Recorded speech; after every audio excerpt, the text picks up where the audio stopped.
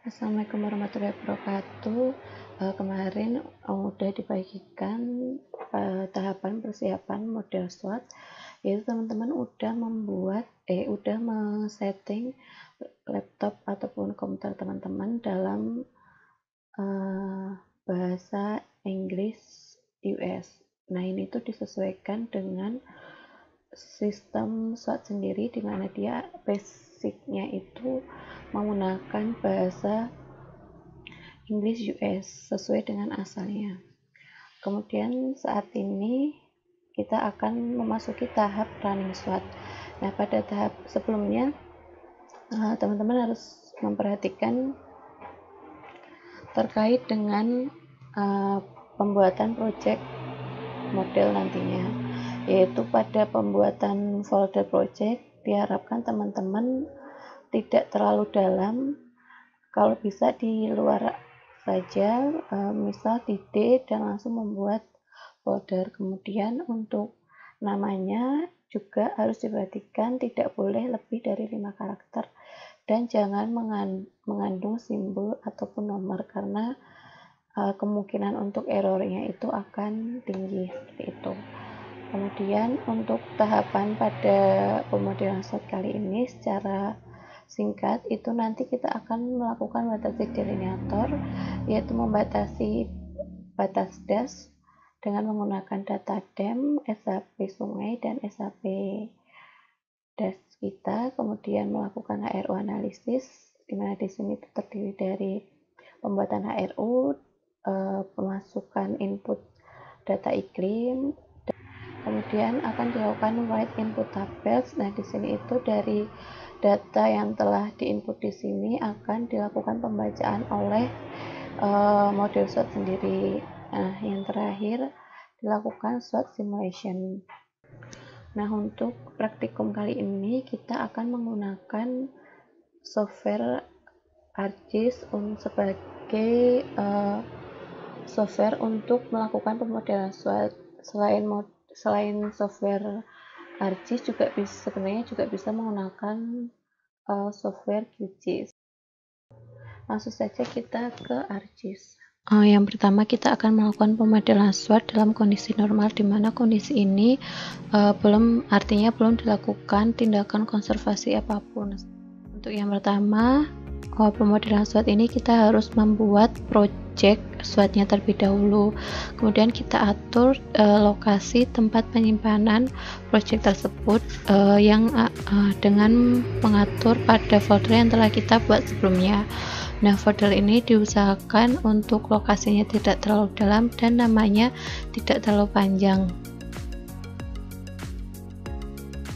Selanjutnya kita akan membuat watershed delineator atau batas das. Nah, sebelumnya kita masukkan dahulu DEM-nya, kemudian kita klik watershed delineator, kita pilih watershed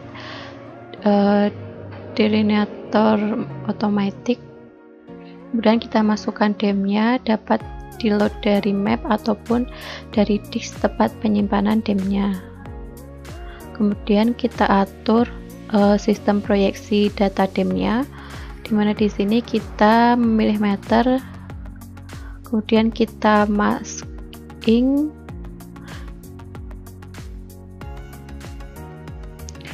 dan burn in. Nah, masking ini digunakan untuk membatasi das sesuai dengan batas das yang telah ada, sedangkan burn in ini untuk membantu.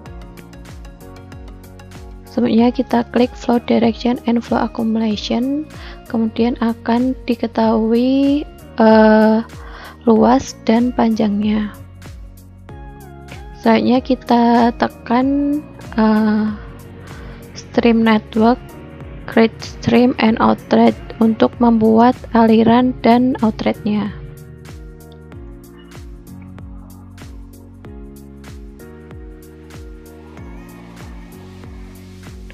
Nah, itu sudah terlihat aliran yang terbentuk dan titik-titik outletnya.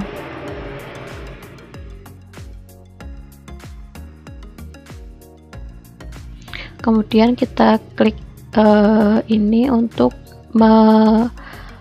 scan semua area dashnya.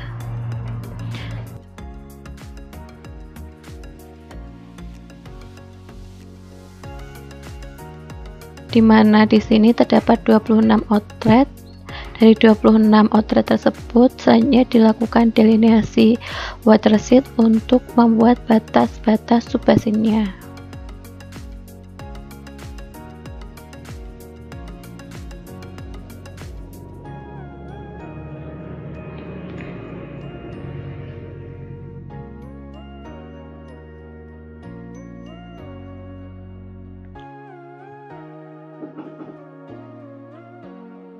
Kemudian yang terakhir kita mengkalkulasi parameter subbasin.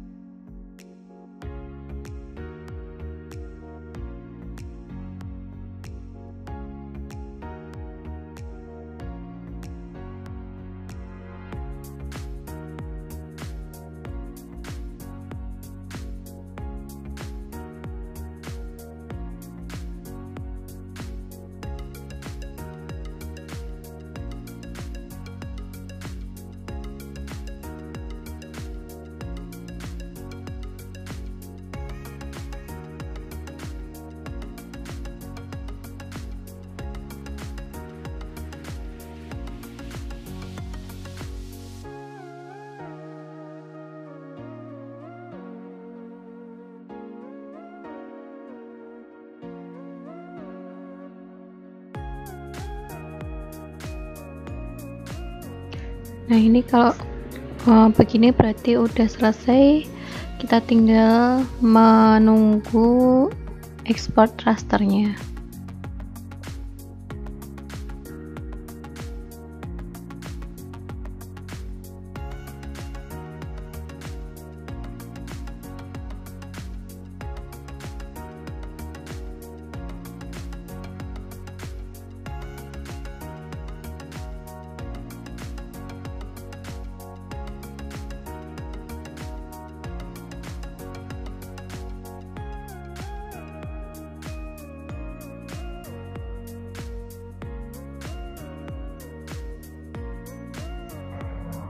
Kalau udah kita close dan selanjutnya kita akan membuat ARU.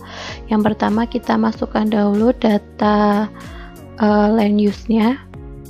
Nah, untuk data land use dan data tanah ini nanti semuanya dibuat raster. Kemudian pilih value dan kita masukkan klasifikasi dari land use-nya yang udah kita buat dalam bentuk CSV, kemudian kita reclassify.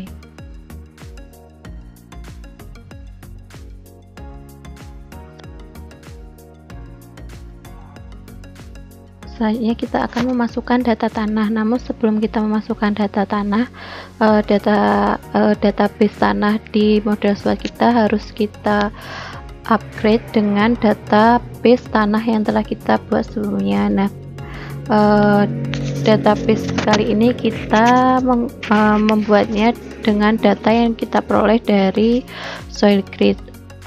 Nah, kita buka file Excel-nya, kemudian kita copy yang format SWOT-nya, kemudian kita kopikan pada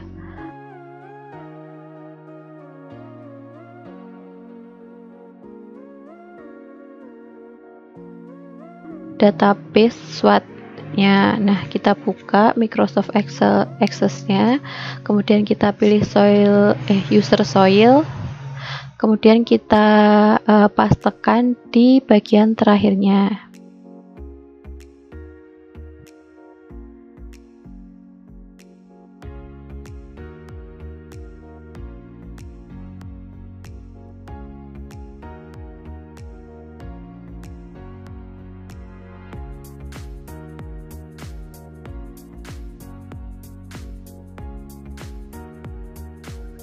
Jika sudah, kita kembali lagi ke RSWAT-nya, kita masukkan raster peta raster tanahnya,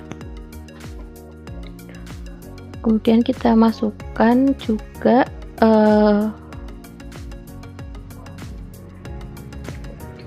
klasifikasinya yang dalam bentuk CSV juga, kita reclassify. Selanjutnya kita akan mengatur kemiringan lerengnya. Nah, untuk kemiringan lerengnya kita atur dalam multiple slope menjadi 5 kelas. Nah, pembagian kelas ini didasarkan pada kemiringan lereng menurut KLHK untuk klasifikasi lereng pada das kritis. Nah, untuk yang kelas uppernya ini kita masukkan batas atasnya saja. Kalau udah semuanya kita reclassify. Nah, selanjutnya dari ketiga data ini kita buat HRU dengan cara mengoverlay-nya.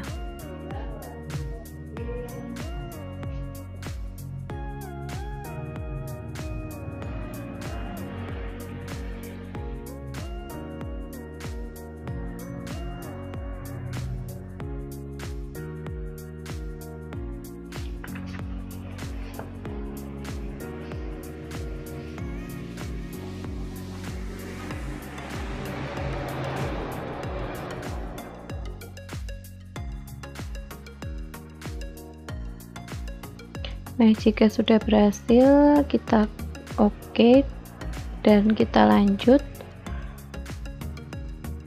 ke HRU definition. Nah, HRU definition ini kita dapat mengatur persentase dari land use, soil, dan slope-nya.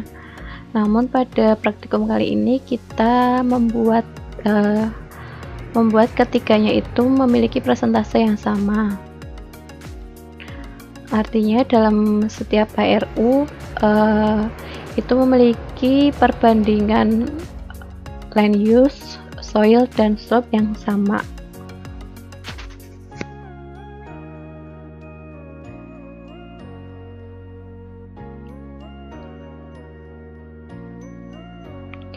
Oke, kalau sudah selesai kita close dan lanjut.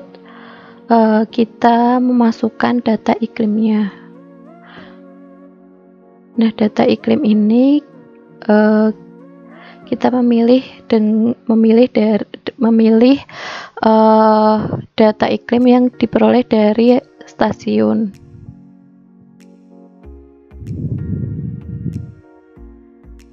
Nah, kita masukkan untuk datanya. Pertama, kita masukkan data curah hujan yang PCP, kemudian data temperatur. Nah, di sini itu dalam setiap data ini nanti juga dilengkapi. Kemudian data kelembapan, data radiasi matahari, dan data kecepatan angin.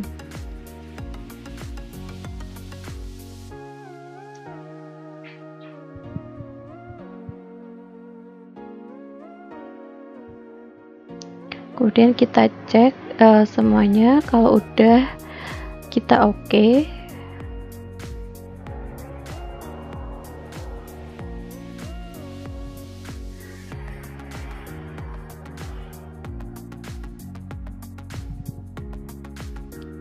Soalnya kita write SWOT, jadi dari input beberapa data tadi kita harus dibaca oleh SWOT secara keseluruhan, maka dilakukan write SWOT database dengan menselect semuanya. Kemudian kita create table untuk membuat tabelnya. Kalau udah selesai, kita selanjutnya run SWOT. Nah, run SWOT ini kita atur waktu mulai dan waktu berakhirnya. Untuk waktu mulainya kita dari tahun 2000. Nah, di bawahnya itu ada keterangan maksimum dan minimalnya untuk merun SWOT-nya. Kemudian kita atur waktu terakhirnya. Kita pilih tahunan.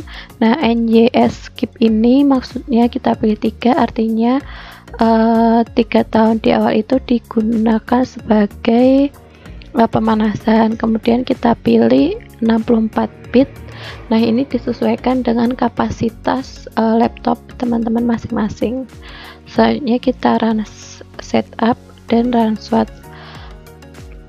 Nah, untuk kecepatan runningnya ini tergantung dengan laptop masing-masing ya.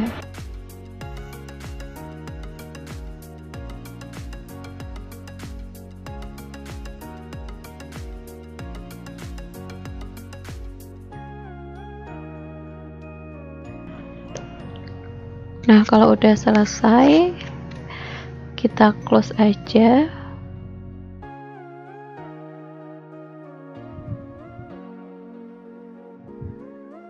Kemudian kita read SWOT output.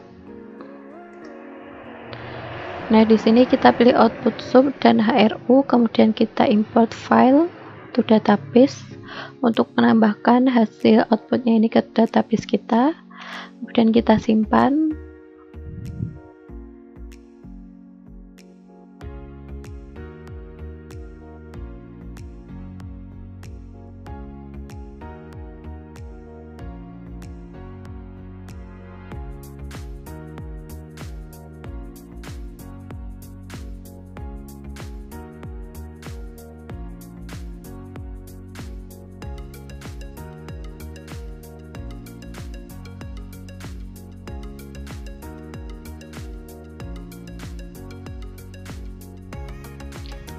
Nah, outputnya ini akan tersimpan pada folder skenario, kemudian foldernya dan pada tabel outnya. Selanjutnya kita lakukan SWOT error checker. Nah, kita klik examine model output.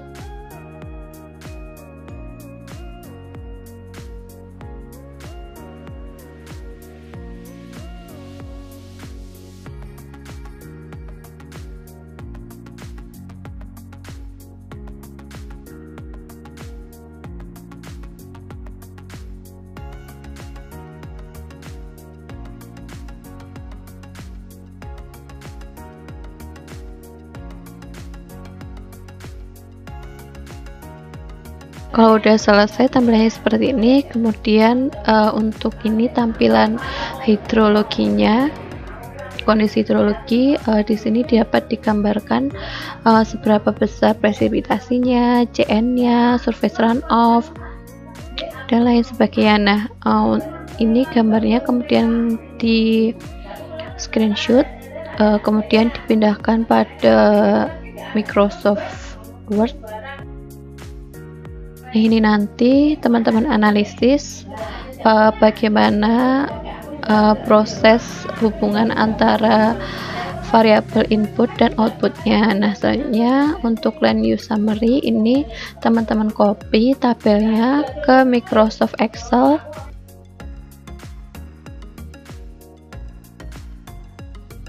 Nah, nanti teman-teman juga bisa menganalisis tabel ini.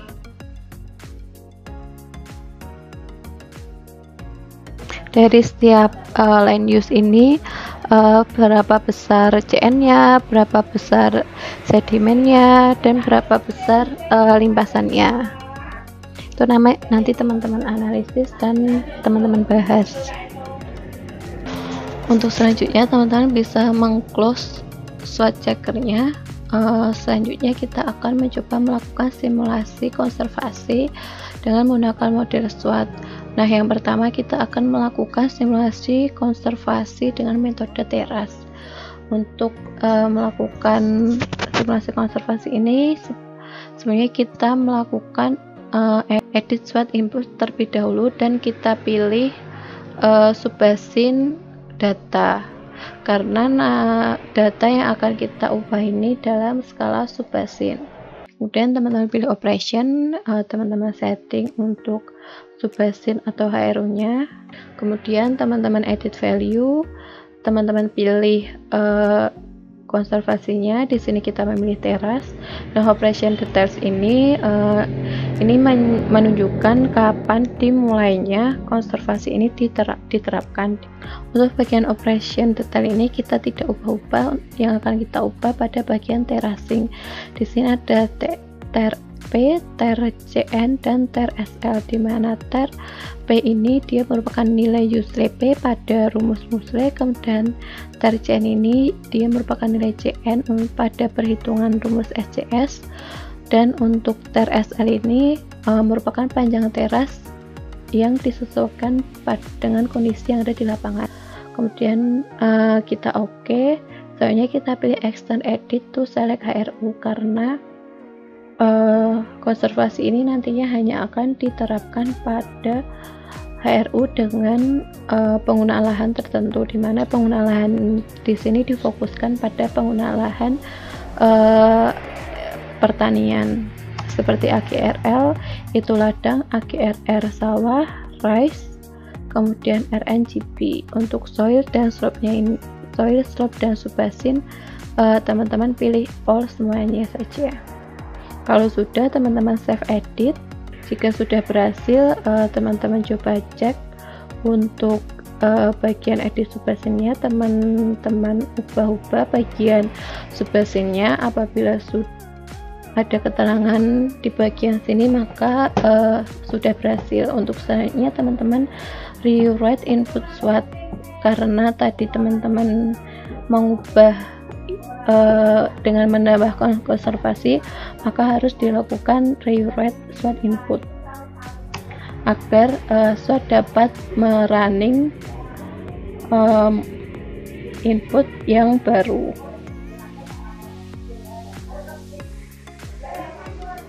Nah, jika sudah berhasil, teman-teman merun ulang SWOT-nya. Teman-teman untuk settingan waktunya ini sama dengan yang tadi, semuanya sama, kemudian di setup kembali dan di run kembali, dan ditunggu sampai runningnya selesai.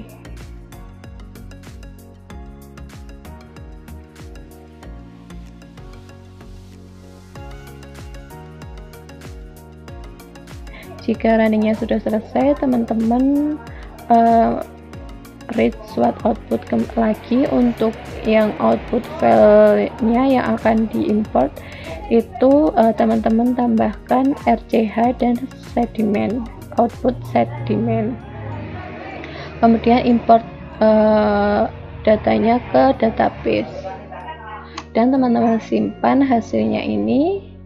Kemudian teman-teman run SWOT check kembali.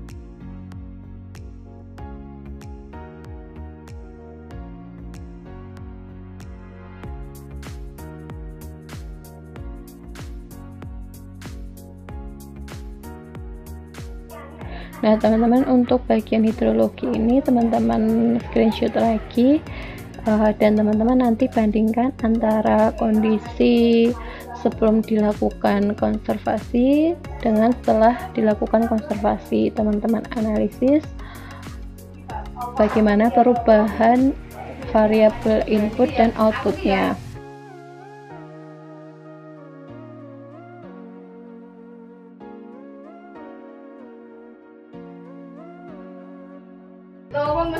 Selanjutnya untuk bagian line use summary ini teman-teman copy kembali dan teman-teman paste.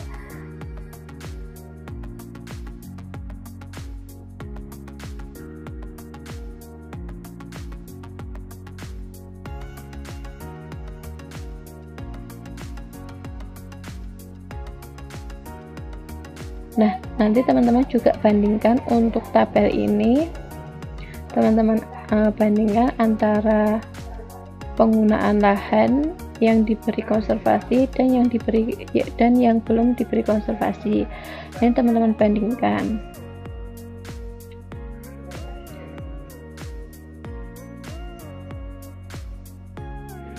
Untuk selanjutnya kita akan melakukan konservasi dengan metode filter strip. Nah, untuk langkahnya sama seperti tadi, kita edit SWOT input, kita pilih subbasin, kemudian kita pilih operation. Karena di sini masih ada konservasi yang tadi, maka dihapus terlebih dahulu dengan edit value, kemudian delete operation. Selanjutnya tambahkan operation yang dimana di sini kita akan melakukan konservasi filter strip. Untuk operation detailnya ini sama seperti tadi. Untuk filter strip ini sedikit berbeda dengan teras, dimana filter strip ini nilainya yang harus diisikan terdiri dari FRSI, FRS ratio, FRS count, FRS CH. Nah, ini tuh sudah dijelaskan di modul, teman-teman bisa melihatnya. Kemudian di OK, selanjutnya teman-teman pilih extend edit to select HRU lagi. Nah, teman-teman seperti pada simulasi konservasi teras, untuk yang kita setting ini hanya untuk bagian land use. Untuk subbasin, soil, dan slope-nya ini kita pilih yang semuanya. Selanjutnya kita save edit. Jika sudah, kita cek kembali apakah sudah terpasang atau belum.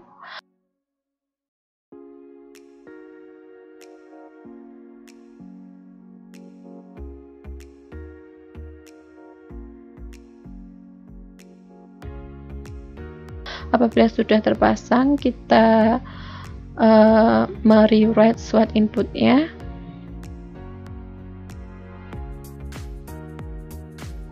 Jika sudah selesai, selanjutnya merun ulang SWOT-nya. Nah, untuk run-nya ini sama seperti tadi, untuk waktunya, waktu simulasinya, kemudian waktu pemanasannya, dan rainfall distribusinya. Kemudian kita run kembali, kita tunggu.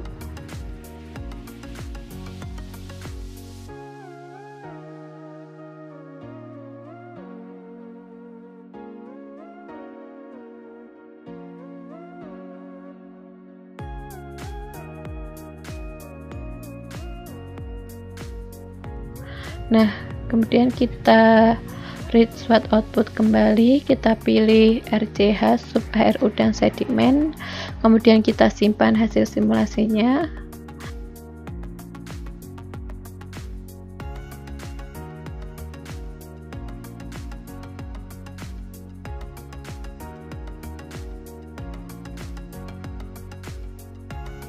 Kemudian kita run SWOT check lagi. Nah, untuk suara cek ini sama seperti tadi, teman-teman screenshot bagian hidrologinya, kemudian teman-teman copy pada bagian land use summary-nya. Nah, teman-teman bandingkan antara ketiga kondisi tersebut, normal dengan diberi konservasi berupa teras dan diberi konservasi berupa filter strip. Teman-teman analisis konservasi mana yang paling efektif, seperti itu.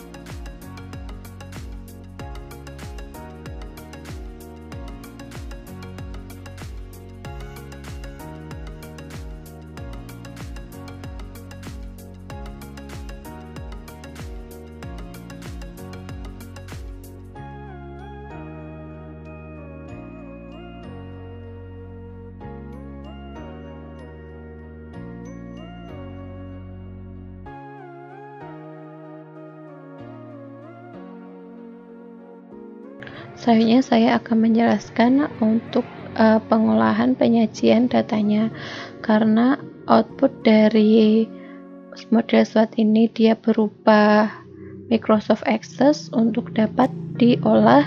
Sebelumnya ini untuk dapat dianalisis sebelumnya harus dilakukan pengolahan terlebih dahulu.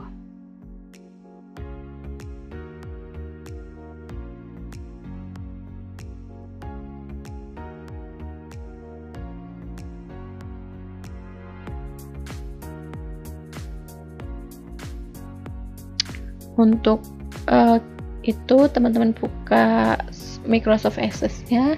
Nah, ini ada HRU dan sub. Nah, keduanya ini nanti teman-teman ekspor. Teman-teman bisa membuat folder sendiri, folder hasil ataupun dalam folder yang tadi.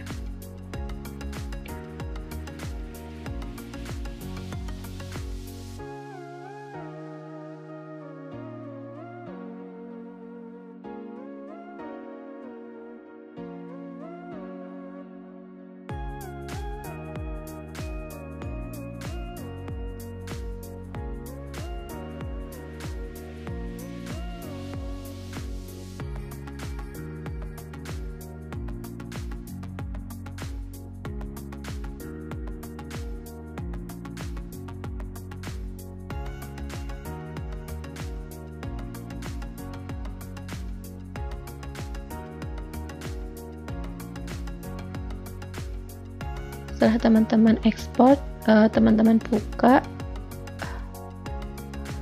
Excel-nya, karena hasilnya masih seperti ini, maka teman-teman lakukan pivot table untuk mempermudah analisisnya. Untuk pivot table ini, bagian row-nya teman-teman pilih HRU, kemudian untuk bagian kolomnya teman-teman pilih tahun, dan untuk value-nya ini teman-teman masukkan data sedimen, limpasan, dan presipitasi.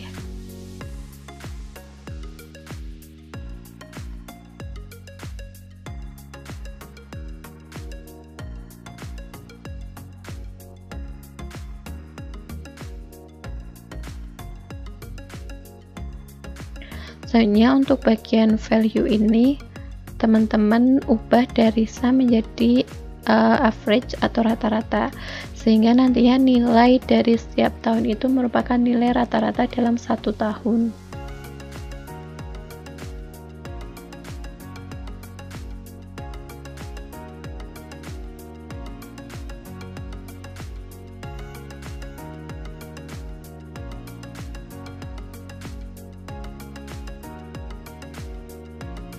Jika sudah, teman-teman copy bagian row labelnya, teman-teman pindahkan. Nah, row label ini dia merupakan kode dari setiap HRU.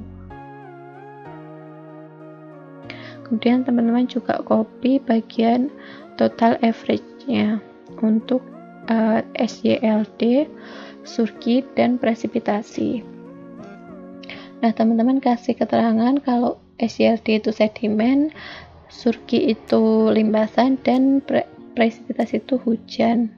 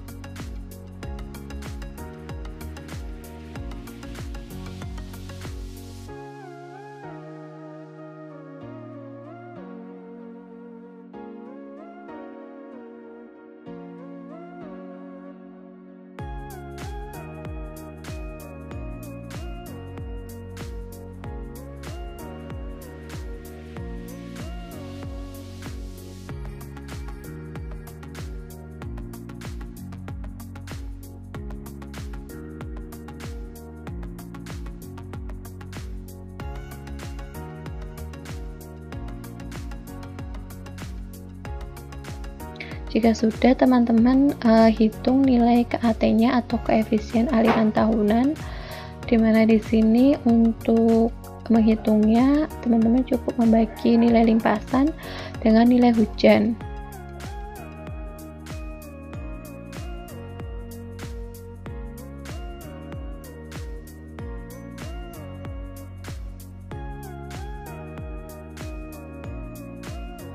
Setelah diperoleh nilai KAT dan diketahui nilai sedimen, teman-teman masukkan nilai ini ke SHP HRU yang telah kita buat sebelumnya.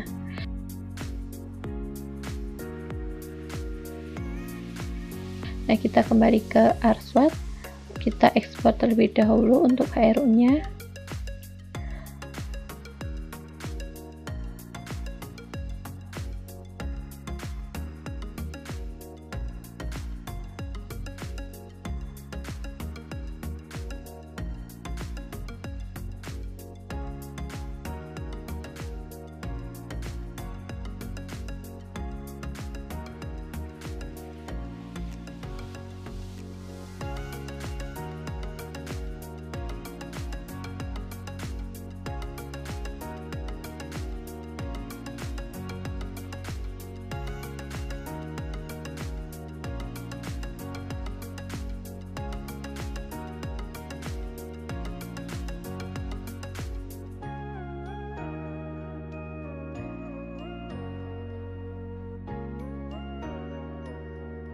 Kemudian kita edit atribut tabelnya, kita masukkan atribut sedimen dan KAT-nya. Untuk sebelumnya teman-teman harus memastikan bahwa HRU JIS-nya telah urut.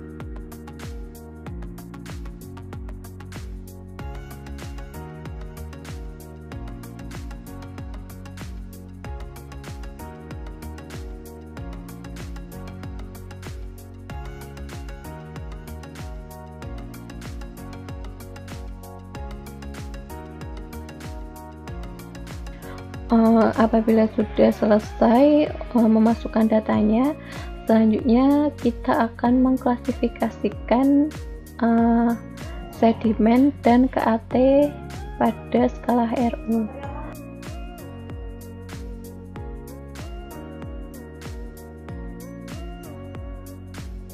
Untuk sedimen nantinya akan dibagi menjadi 6 kelas.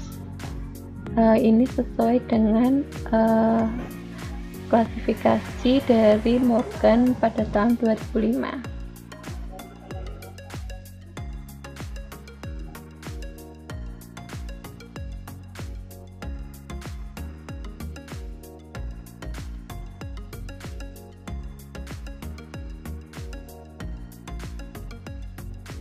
Nah, ini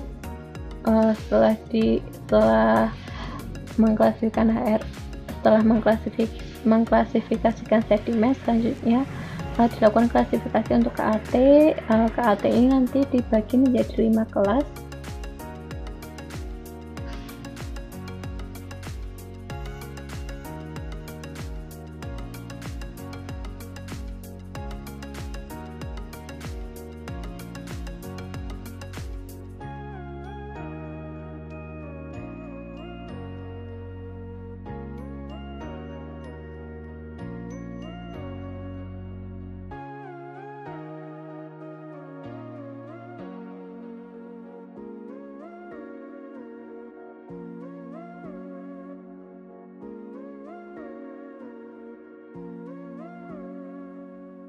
Nah, selanjutnya kita akan mengolah untuk hasil output dalam skala subbasin.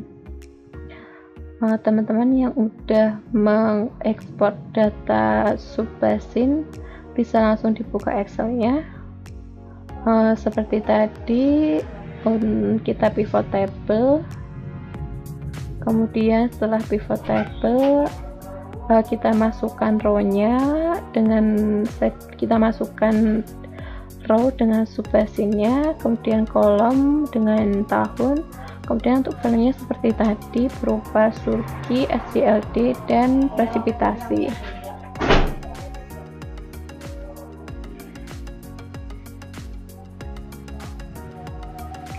Setelah itu teman-teman ubah bagian value-nya menjadi average.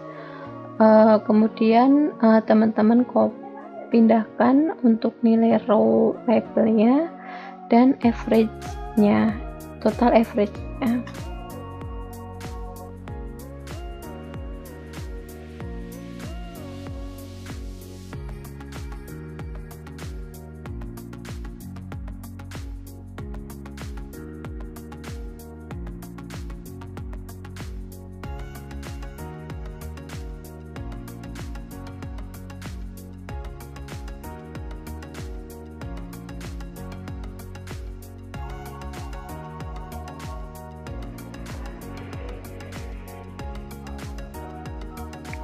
Setelah teman-teman copy, teman-teman hitung kembali.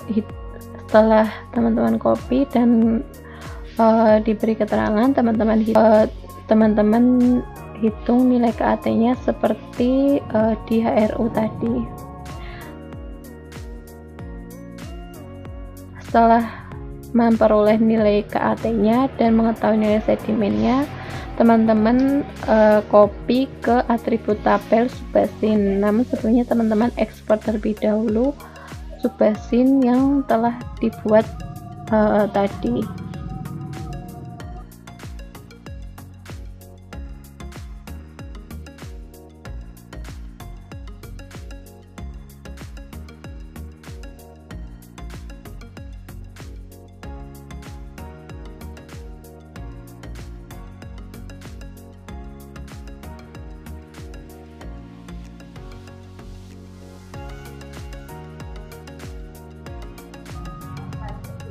Setelah kita ekspor, kita edit atribut tabelnya, kita tambahkan atribut sedimen dan KAT-nya.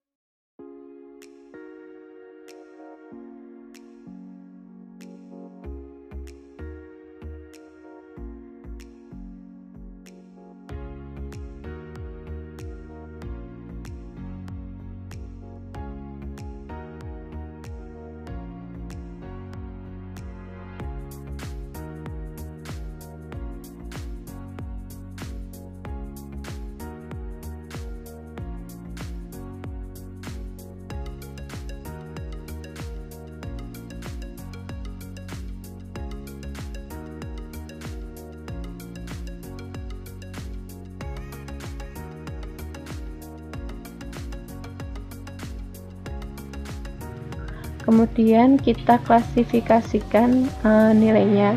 Untuk yang subbasin ini kita akan mengklasifikasikan sedimen dan KAT-nya menjadi 3 kelas, rendah, sedang, dan tinggi.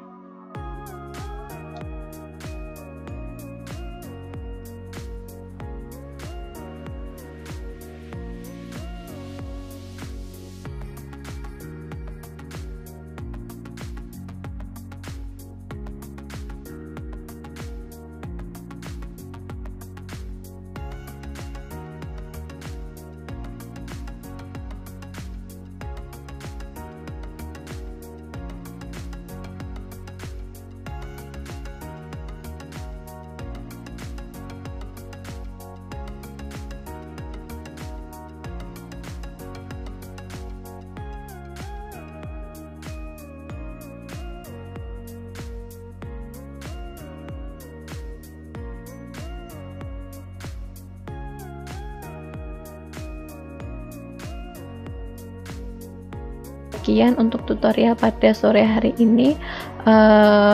Untuk HP-nya seperti yang telah dijelaskan di awal tadi, berupa 12 peta, 3 tabel, dan 3 screenshot. Banyak salah dan kurangnya pada tutorial kali ini, saya mohon maaf. Semoga teman-teman selalu diberi kemudahan dan kelancaran. Wassalamualaikum warahmatullahi wabarakatuh.